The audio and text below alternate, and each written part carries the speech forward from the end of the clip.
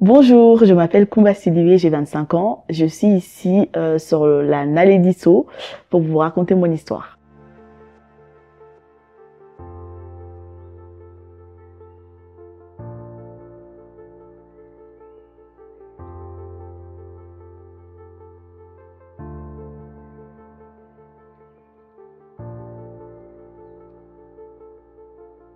J'ai été excisée quand j'avais, disons, 1, 2 semaines. Je me souviens vraiment de rien. Et quand j'étais au Mali, comme vous le savez tous, c'était vraiment un sujet tabou. J'ai jamais eu l'occasion de parler de ça avec ma maman, ni avec mon père, ni avec mes sœurs. Et c'est que une fois ici en France, quand je suis venue en 2014, j'ai été, euh, j'ai été dans une école dont on va dire que j'étais presque la seule noire dans ma classe. Et j'avais un prof qui tout le temps ramenait le sujet excision à Djibouti, en Afrique de l'Ouest, tout le temps. Et j'avais des copines qui me demandaient est-ce que tu as été excisée? Moi, je savais que j'ai été excisée, mais j'avais pas, je savais pas quoi raconter sur l'excision. Pour moi, c'est quelque chose de naturel, de normal, et je n'avais rien à dire quoi. Et c'est après ça que j'ai commencé à regarder des documentaires, à me renseigner. Et j'ai vu qu'effectivement, l'excision, c'est grave, quoi. C'est parce qu'on nous fait croire en Afrique, oui, c'est pour diminuer ton plaisir, oui, quand tu es excisé, enfin, quand tu n'es pas excisé, tu es impur. Donc là, j'ai vu que c'est quelque chose de très, très grave et je me suis dit, bah, je vais me renseigner et pourquoi ne pas réparer un jour. Et c'est comme ça, j'ai vu que on parle de l'excision, mais il y a 4 types d'excision que tout le monde n'est pas au courant. Moi, par exemple, enfin, c'est le type 2, c'est-à-dire que c'est ce qu'on appelle l'ablation, comment dire, soit totale euh, d'un clitoris et aussi des petites lèvres, c'est-à-dire qu'on coupe le clito et en même temps les lèvres. Et pour ça, si tu veux réparer, c'est un peu compliqué parce que on ne peut pas réparer les lèvres coupées, on peut juste réparer le clito. Et du coup, je me suis renseignée, j'ai contacté pas mal de chirurgiens comme Foldes, tout le monde connaît. Et ensuite, j'ai dû arrêter parce que j'avais vraiment pas, j'avais autre chose à faire. Et c'est en 2019 que j'ai été contactée par l'hôpital de Montreuil. Parce que j'avais postulé, je demandais, j'envoyais des mails tout le temps. Souvent, même moi-même, j'oubliais. Et là, la chirurgienne, elle m'appelle, elle me dit si je suis toujours intéressée pour la réparation. Elle m'a donné rendez-vous, enfin qu'on puisse regarder, m'examiner, voir quel type d'excision j'avais, tout ça. Et c'est ce qu'on a fait. Elle m'a dit que pour moi, c'est le type D2 et que effectivement, on peut réparer. Elle m'a donné rendez-vous. C'était quand? C'était le 4 mars 2019. Et avant, j'appréhendais un peu parce que j'avais pas dit à ma maman, j'avais dit à personne que je vais réparer ça. Enfin, à personne, à ma grande sœur, oui, elle est au courant, elle était au courant. Et du coup, j'appréhendais un peu parce que je me dis, mais enfin, est-ce que je vais assumer déjà? En même temps, je me dis, mais ça sera un nouveau challenge pour moi. Et aussi, je me dis, mais là, je me dis, ok, on m'a privé de quelque chose, on a coupé quelque chose dont moi que j'ai pas eu l'occasion de connaître, parce que le clito, il faut savoir que c'est la partie la plus importante. Je suis une femme, donc je me dis bon. Et en même temps, je reviens un peu en arrière quand j'ai commencé à faire le sexe. Je connaissais toujours pas l'importance du clitoris. Il faut savoir que j'ai été dépucelée au Mali quand j'avais à peu près 18 ans. Et les hommes avec qui je faisais, comment dire, j'avais des rapports sexuels, ces mecs-là, c'était des, comment dire, ils pensaient qu'à eux. Pour eux, on fait le sexe, c'est eux qui prenaient leur plaisir. Mais moi, tout le temps, je me dis, mais normalement, ça doit être de côté, quoi. Enfin, le plaisir qu'on s'est partagé, c'est toujours mieux. Et c'est derrière comme ça que tu trouveras toi-même encore, enfin, du plaisir. Mais je j'arrivais pas à comprendre ce qui n'allait pas, enfin, pourquoi moi je jouis pas.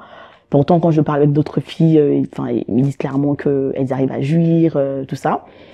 Et donc, c'est tout ça qui m'a encore poussée. Enfin, je me dis, je vais voir si j'aurais, enfin, s'il va avoir du changement ou pas.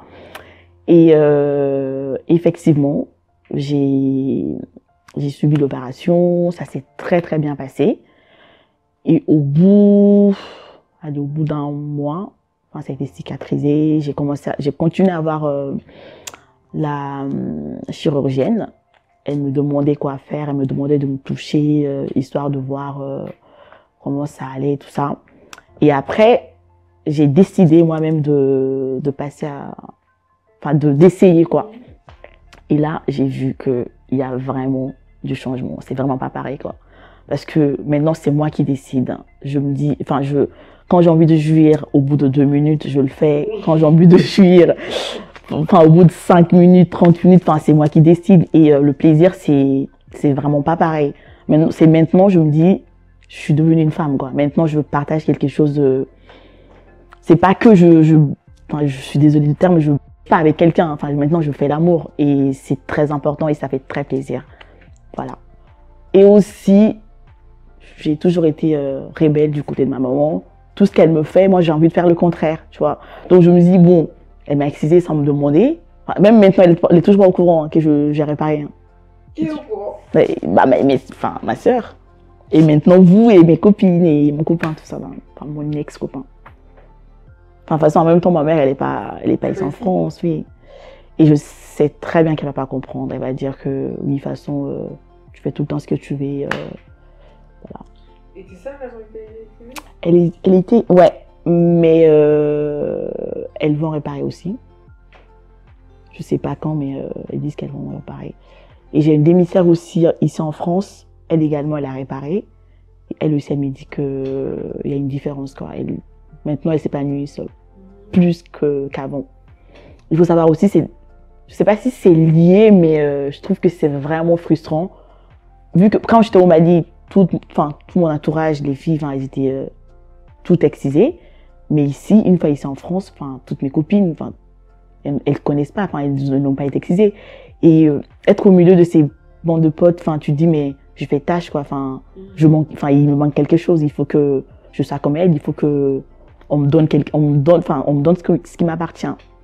Et aussi, ce qu'il faut savoir, les clitoris, quand tu dis que tu as réparé, les gens ils pensent que on va couper un bout pour réparer, pour le mettre là. Non, c'est pas ça, parce qu'en fait, les clitoris selon des femmes, ça varie entre, si je raconte pas de bêtises, entre 7 et 12 cm. Et c'est quelque chose qui est à l'intérieur. Donc, la chirurgienne, qu'est-ce qu'elle fait? Elle retire juste un petit bout. Elle sort juste un petit bout, quoi, en fait. Donc, en soi, c'est pas très compliqué. C'est pas comme si c'était quelque chose... Elle sort un petit bout, c'est-à-dire? Elle tire un petit bout du clitoris qui est à l'intérieur. Parce que c'est très long. Qu'on a enlevé, il n'y en a plus. On a juste coupé au bout, en fait. Et le reste, c'est à l'intérieur. Il reste encore. Ouais. Donc, elle tire juste un petit bout. Et c'est fait, quoi. Ça prend même pas 1 heure, l'opération. Ah ouais? Ouais. Mais moi, le processus, c'était que je viens à l'hôpital à la veille, le 4, parce que le lendemain, je devais être en juin. Et j'ai passé la nuit à l'hôpital. Le lendemain, ils ont fait l'opération. Et 13 heures, je pouvais rentrer à la maison. Ouais. Mais après, ils m'ont dit d'attendre, de repasser encore la nuit. Et du coup, en tout, j'ai fait 2 nuits à l'hôpital. D'accord. Mais c'est une question peut-être un peu bête, mais t'arrivais à marcher quand t'es sortie ou tu devais faire assez comme les pieds quand... Non, ça par contre, oui, c'était un peu chaud parce que je pouvais marcher, mais j'avais du mal à faire pipi, quoi. Ça me faisait un peu mal. Et pour s'asseoir aussi, c'était un peu chiant. Et mais au bout d'une semaine, j'ai repris le travail au bout d'une semaine. Je prenais des médicaments. C'était vraiment rapide. Normalement, je devais faire 1 mois. Mais j'ai dit, non, je ne veux pas rester toute seule à la maison. Si c'est juste pour m'asseoir, pour bosser, ça va rien me faire. Et au bout d'une semaine, j'ai repris le travail. Okay. Voilà. Mais après, j'ai été tellement fière parce que je me dis, waouh. Par exemple, ma sœur, elle dit chaque année, elle va reparer. Mais elle le fait pas. Bah, c'est pas facile. C'est pas facile. Quand tu as été habituée à ça, pour Oui. toi, tu te dis, bon, c'est comme ça, et puis voilà. Exact. Donc, Mais t'es leur exemple. c'est ça. Et souvent, quand je me regarde, je dis, mais franchement, tu vas être fière de toi, quoi. Enfin, c'est très important, quoi. Enfin, et au moins, et merci la France, je dirais aussi, parce que oui, si, c'est pas ouais, ça, c'est pas faisable, oui. ouais, donc je me dis merci à ma chirurgienne et voilà. Est-ce que tu penses que tu vas le dire à tes parents un jour? Ouais, un jour. De toute façon, maintenant c'est fait. Un jour, oui, un jour, pourquoi pas. Mais je sais pas si je vais appeler ma maman pour dire oui, j'ai réparé. Enfin, non. Mais elle sait que c'est faisable de réparer? Par exemple, avec mon père, j'ai un peu parlé avec lui. Enfin, je voulais savoir son point de vue sur l'excision et s'il est au courant qu'on peut réparer. Et il m'a dit quelque chose qui m'a tellement choquée. Apparemment, lui, il était contre l'excision pour toutes ses filles. Et ouais, bah, des fois, c'est les mamans. Oui, des fois, ça vient du père, des fois, ça vient de la mère. Mais j'ai dit... Les mamans, elles sont tellement... Oui, mais j'ai dit, mais c'est horrible, quoi. Enfin, ok, avant... En fait, l'excuse qui me tue, c'est... Moi, on m'a excisé. On a excisé ma maman. Donc, toi, je vais t'exciser. Enfin, je trouve ça un peu méchant et égoïste. Parce que toi, on t'a fait quelque chose de mal. Ok, tu t'es pas au courant que c'est pas bien. Mais maintenant, on est au XXIe siècle. On te raconte tout ce que ça fait, les conséquences. Enfin, t'es pas bête. Enfin, tu dois comprendre que c'est pas bien. Mais parce que on te l'a fait, je trouve ça très méchant que t'es obligé de faire ça à tes enfants. Enfin, c'est un peu dommage. C'est pas comme ça. C'est dommage, mais c'est pas comme ça. Pour eux, c'est normal. C'est comme manger, prendre un petit déjeuner. Enfin... Maintenant, ils savent que c'est... Oui, après maintenant, oui, il y a beaucoup de campagnes de sensibilisation, mais oui. etc. Mais quand tu vas dans des villages... Bah, quand tu vas dans les villages, enfin, comment on appelle ces femmes-là, l'exciseuses, les femmes qui excisent les enfants, bah, leurs excuses, c'est que maintenant, c'est devenu une façon de gagner leur vie. Et quand on leur demande de ne pas faire ça, enfin, comment elles vont vivre, quoi. J'ai envie de dire, mais c'est pas notre problème, quoi. On a tous, c'est pas pour être impoli, hein, enfin, on a tous des problèmes, on doit tous travailler pour pouvoir subvenir à notre besoin, mais c'est pas pour autant que tu dois détruire la vie de quelqu'un pour derrière toi gagner combien, enfin, apparemment c'est 7500 pour exciser, même pas.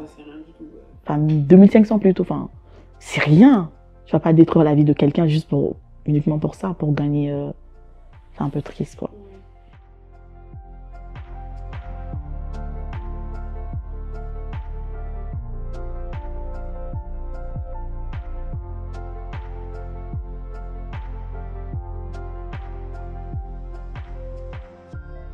Bah, déjà, j'ai une sœur, j'avais pris rendez-vous pour elle à sa place, hein. Elle est à Angers. Si tu passes par là, je suis désolée, mais je suis obligée de te balancer. Et j'ai pris un rendez-vous pour elle. Elle est allée à l'hôpital, tout ça. Enfin, elle s'est entretenue avec le chirurgien, tout ça. Et après, elle m'appelle, elle me dit, bah, je pense pas que je vais le faire, quoi. Parce que je trouve que, étant excisée, j'ai pas de problème. J'ai eu 2 enfants. Donc, enfin, pour moi, ça sert à rien de réparer. J'ai dit, mais c'est aussi un état d'esprit. C'est aussi pour te dire que, ok, on m'a fait du mal, mais je vais réparer, quoi. Enfin, je veux. Après ça, la vie continue. Certes, t'as eu des enfants, mais pour toi-même, pour. Je sais pas comment dire. Pour elle-même, quoi. Oui, mais au moins pour qu'elle puisse connaître un jour le plaisir. Oui, elle dit, bah, pour le moment, elle arrive à jouir, donc elle va pas le faire. J'ai dit, bah, tant mieux. Enfin, je suis désolée d'avoir pris le rendez-vous pour toi. Et l'autre, elle dit qu'elle va le faire. Je sais pas quand, mais elle dit qu'elle va le faire. Le message que j'ai à dire aux femmes excisées, c'est... bon, je dirais pas que c'est pas la fin du monde. C'est quelque chose de très grave. Mais après, on peut vivre. Et si tu décides de vivre, c'est à toi de prendre des initiatives, quoi, d'aller, de faire la démarche, d'aller voir des chirurgiens. Ceux qui sont en Afrique, je suis désolée pour elles. Mais ici en France, rien ne vous empêche d'aller réparer, quoi. Enfin, pour vous, pas pour, même pour faire chier la maman, c'est qui est un peu... Mais tu peux le faire pour toi-même, quoi. Voilà. Et aussi aux gens qui continuent tout le temps à le faire, j'ai envie de dire que maintenant les choses ont changé. Et que je pense qu'on a un peu changé la donne parce que avant on le faisait pour des raisons. Maintenant les excuses qu'on me donne, franchement, c'est au secours, quoi. C'est vraiment c'est du grand n'importe quoi. C'est pour diminuer le plaisir de quelqu'un parce que l'homme, lui, veut contrôler la sexualité de sa femme. Enfin, je suis désolée, quoi. C'est toujours mieux quand c'est partagé, quoi. Et encore une fois, il ne faut pas être égoïste, il ne faut pas penser qu'à soi, il faut penser aux autres. Voilà. Merci. Merci à vous.